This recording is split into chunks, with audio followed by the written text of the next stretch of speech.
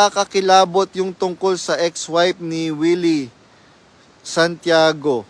Ay naku, no wonder po kasi meron din po akong mga alam dun sa ex-wife ni Willie Santiago kasi narinig ko po sa royal family. Bro, ano masasabi mo po sa mahal na kuya na awit? Pangit. Yun po ang ano. Bakit ka gagawa ng kanta na aaprubahan mo na ang kanta para sa iyo? 'Di ba dapat ang kanta natin para sa Diyos, papuri sa Diyos?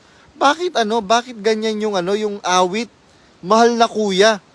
Ano 'yon? Kultong-kulto, parang yung sa yung kulto dun sa isang probinsya sa Pilipinas, yung mahal na ingkong. Ay naku. Tapos aawitin nyo yan. Hindi ba yun ay blasphemy to God?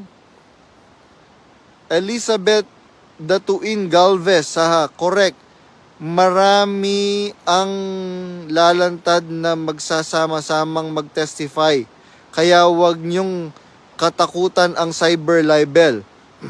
Kakampi natin ang katotohanan. Opo, pagkakakampi mo ang katotohanan, wala kang katatakutan. Yan po ang masasabi ko. Pag nasa panig ka ng katotohanan, wala kang katatakutan. Hello, Brother Lost. Sino po si Brother Lost? Bro, sa tingin mo ba hindi nagkamali si Bes nang magtayo sila ng Area 52 at magtinda ng alak na ipinagbabawal niya sa kapatiran? Ganito lang po yun. Si Moises din po nagkamali Pero nung po bang nagkamali si Moises, ibig sabihin, mali na rin po yung kanyang pagka-propeta? Hindi po. Ang utos po sa kanya ng Diyos, paglabas mo sa tabernakulo, meron kang makikitang bato. Kausapin mo, mangusap ka doon sa bato, maglalabas siya ng tubig. Sa inis ni Moises, sa mga Israelitang matitigas ang ulo, pinalo niya yung bato.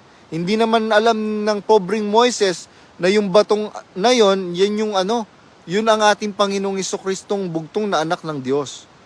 Ganun lang po yun. And patay na rin po si Brother Eli, wala na po siyang kakayahan para magpaliwanag tungkol dyan. Ang merong responsibilidad ngayon na magpaliwanag tungkol po dyan, itong pinagkatiwalaan yan dapat lumingap sa mga kapatid. Pero napakasinungaling po ni itong Daniel Rason na ito. Ang sasabihin niya, yung mga picture na lumalaganap sa internet ay edited. Yung mga bidyong lumalaganap sa internet regarding dyan sa Area 52 na nightclub ay AI lang. Nuknukan ka ng kasinungalingan, Daniel Rason. Suportahan lang kailangan. Opo, suportahan talaga. Kasi sila, nagsusuportahan sila sa kasinungalingan nila. Magsuportahan po tayo ngayon mga kapatid sa katotohanan. Ang pinaglalaban po natin ngayon, yung panig po ng Diyos. Huwag po natin pabayaan na matalo po ang panig ng Diyos na panig ng katotohanan.